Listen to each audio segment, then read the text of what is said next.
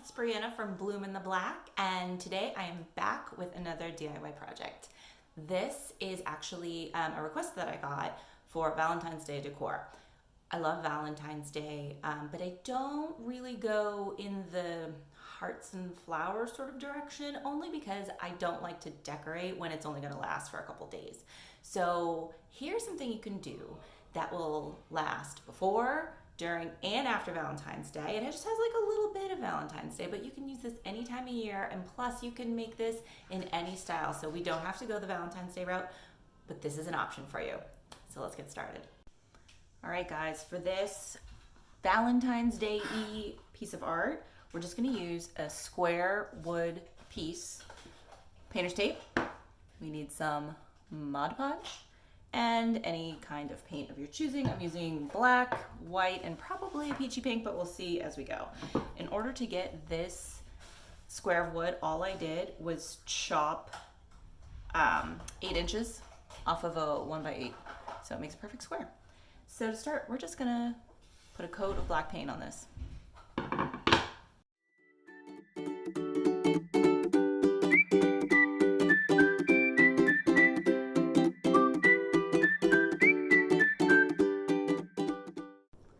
So now that our piece is dry, we are going to create a framed area. So it'll be sort of a faux frame for our art. And typically what I would do is I would take this tape and maybe just literally tape it a line to the edge and just use that as my marker. But this is a little wide for this space. So what I'm gonna do instead is I'm gonna take this straight edge and I'll actually line this up like that, and then mark where I want my tape to go here. It's only a little narrower than the tape, but it does make a big difference on such a small surface. So I'm just gonna do that on all 4 sides. This is approximately, I think, about 1 inch wide. So, you know, mark 1 inch, do whatever you like, but that's kind of the look I'm going for today. So I've marked my lines here, and what you're gonna wanna do is you just wanna erase any pencil that's on this edge that we'll be showing, because it's faint. I don't even know if the camera's picking it up, but you can see it in real life. It's a little shinier, so you don't want any of that. Erase that. Now we're gonna take our painter's tape and we're just gonna tape along those lines that we just marked. Now we have all of our edges masked off, so we're ready for the super secret ingredient to having no paint blade. Ta-da!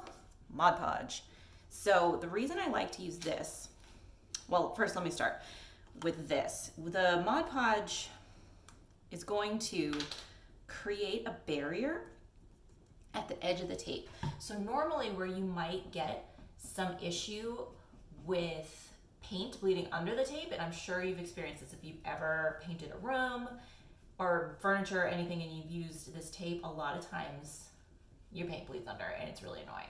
So if you just add a coat of Mod Podge right around the edges, it creates this barrier underneath the tape and it will not allow the paint to seep in.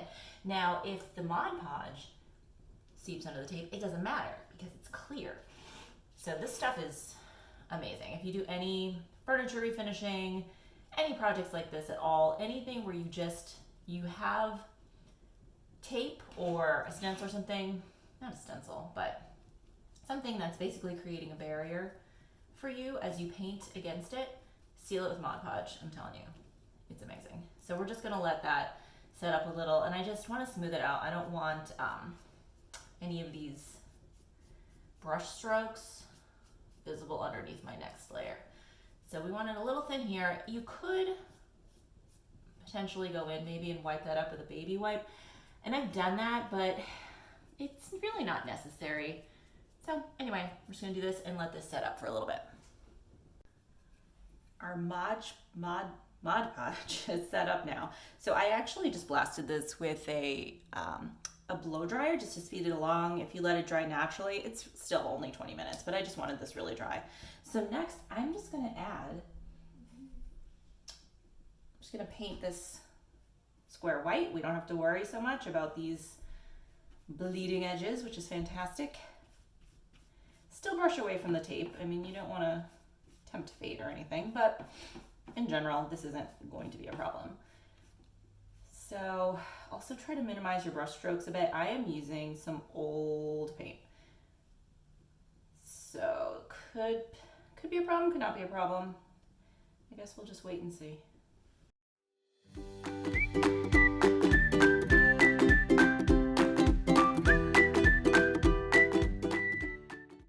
Look at how clean that line is. I mean, this is poetry. Oh, it's so good. I would do this just for the satisfaction of not dealing with that paint blade. So good. I feel like I should slow this down and make it into one of those sensory mood videos.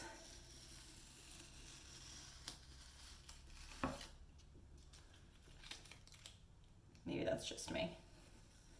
It doesn't take much. So now you have this perfect, crisp square to work with. Now we're ready to paint the design.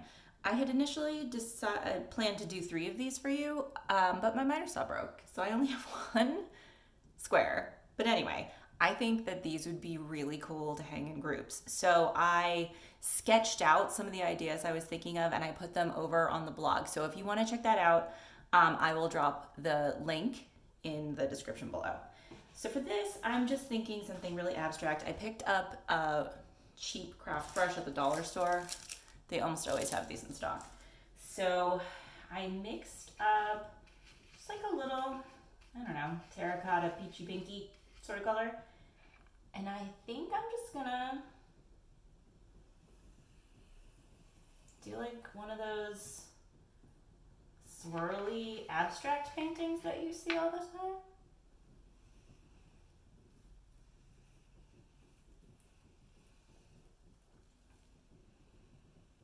I mean, really, you can't mess this up. So there you go. That's it. That's all it is. And I just really like this because it doesn't just have to be for Valentine's Day. I mean, initially I did come up with this for a Valentine's Day thing, but you can hang these year round, or you can just leave them up a little bit before, a little bit after.